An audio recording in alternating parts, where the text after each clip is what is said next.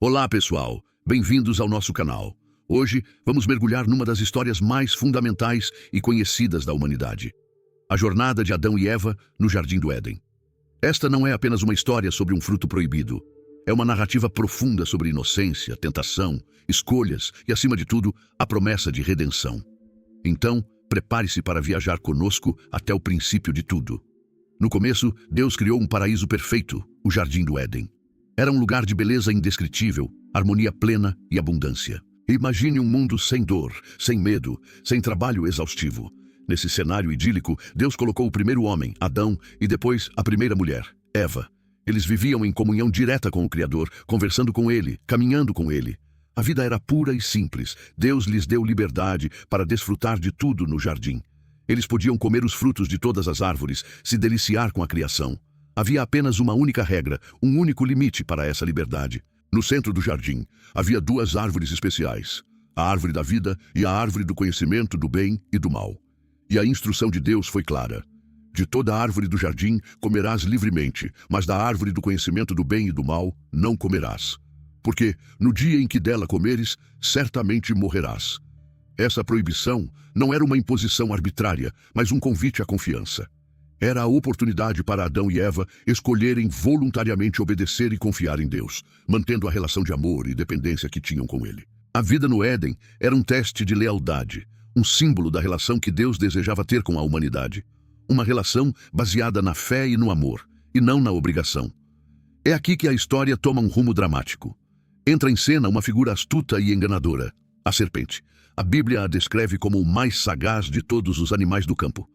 Ela se aproxima de Eva, não com uma ordem, mas com uma pergunta sutil e venenosa. É assim que Deus disse: não comereis de toda a árvore do jardim. Percebem a malícia?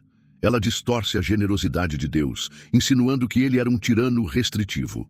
Eva, talvez ingenuamente, corrige a serpente, mas já abre uma brecha para o diálogo.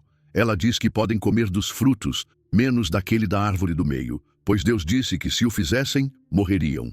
A serpente então ataca diretamente a credibilidade de Deus. Certamente não morrereis, ela afirma, porque Deus sabe que no dia em que comerdes desse fruto, vossos olhos se abrirão e sereis como Deus, conhecendo o bem e o mal. A tentação era poderosa. A serpente ofereceu três coisas. Primeiro, questionou a verdade de Deus, plantando a semente da dúvida. Segundo, prometeu um poder divino, apelando ao orgulho e à ambição. E terceiro, sugeriu que Deus estava escondendo algo bom deles, pintando-o como egoísta. Eva olhou para o fruto. Parecia bom para comer, agradável aos olhos e desejável para dar entendimento. A tentação foi completa. Apelou ao desejo físico, à beleza estética e à ambição intelectual. Então, o momento que mudou tudo. Eva cedeu. Ela pegou o fruto proibido e comeu. Mas a queda não foi um ato solitário. Ela ofereceu a Adão, que estava com ela, e ele também comeu. Por que Adão comeu? A Bíblia não detalha seu processo de pensamento, mas ele estava presente e escolheu conscientemente desobedecer, seguindo a liderança de sua esposa em vez da liderança de Deus. Foi uma decisão deliberada de ambos. Nesse instante, a inocência se quebrou. A Bíblia diz que seus olhos se abriram e eles perceberam que estavam nus. A nudez, que antes era natural e pura, tornou-se motivo de vergonha. Eles correram para se cobrir com folhas de figueira. O pecado havia entrado no mundo, e sua primeira consequência foi a quebra da comunhão íntima. Eles sentiram vergonha um do outro, e, mais importante, medo de Deus. Quando ouviram a voz de Deus caminhando pelo jardim na viração do dia, eles se esconderam. O mesmo Deus, cuja presença antes lhes trazia alegria, agora lhes causava terror. A pergunta de Deus ecoa através dos séculos: Adão, onde você está? Deus, em sua onisciência, sabia onde ele estava fisicamente. A pergunta era mais profunda. Onde você está em nossa relação? Por que você está se escondendo de mim? A resposta de Adão foi a primeira tentativa humana de transferir a culpa. A mulher que me deste por companheira, ela me deu da árvore e eu comi. Ele culpou Eva e, indiretamente, o próprio Deus que a criou. Quando Deus perguntou a Eva, ela também passou a culpa adiante.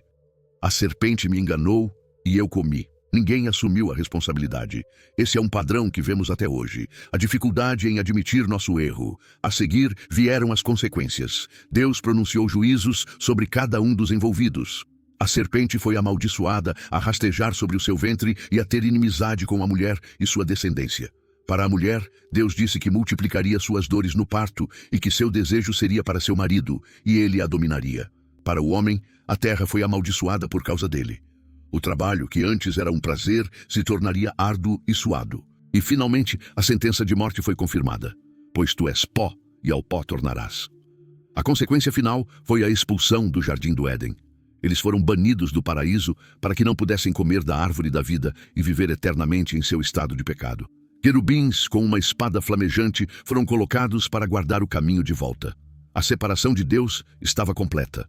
A humanidade estava agora fora do jardim, enfrentando um mundo de dor, sofrimento e morte. Mas mesmo neste momento sombrio, no meio do juízo, encontramos uma faísca de esperança. Ao amaldiçoar a serpente, Deus faz uma promessa incrível. Ele diz: porei inimizade entre ti e a mulher, e entre a tua descendência e o seu descendente. Este te ferirá a cabeça, e tu lhe ferirás o calcanhar.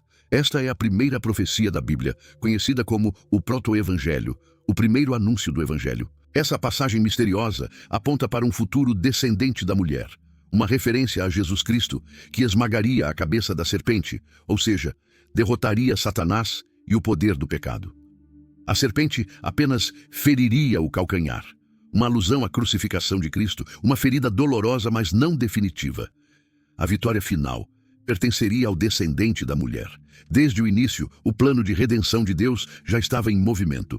Então, o que essa história antiga significa para nós hoje? A história de Adão e Eva não é apenas sobre o pecado de duas pessoas há muito tempo, é a história de toda a humanidade. Nós também enfrentamos escolhas diárias entre confiar em Deus ou em nosso próprio entendimento. Nós também somos tentados a duvidar da bondade de Deus e a buscar nossa própria glória. A queda nos ensina sobre a natureza do pecado. Ele começa com uma dúvida, cresce com o desejo e resulta em desobediência, trazendo separação e dor. Mas mais importante, ela nos revela a natureza de Deus. Mesmo diante da nossa rebelião, Ele não nos abandona. Seu primeiro ato após o pecado não foi de destruição, mas de provisão e promessa. Ele fez roupas de pele para Adão e Eva, cobrindo sua vergonha. Um ato que exigiu o sacrifício de um animal, prenunciando o sacrifício final de Cristo. A mensagem final é de uma esperança inabalável. Assim como Adão e Eva foram expulsos do jardim, todos nós nascemos separados de Deus por causa do pecado.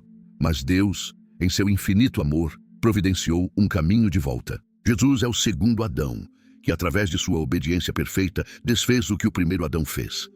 Ele é o caminho, a verdade e a vida, o único que pode nos levar de volta à presença de Deus. A história, que começou com uma árvore no Éden, termina com a árvore da vida no novo céu e na nova terra, descrita no livro do Apocalipse, acessível a todos que creem.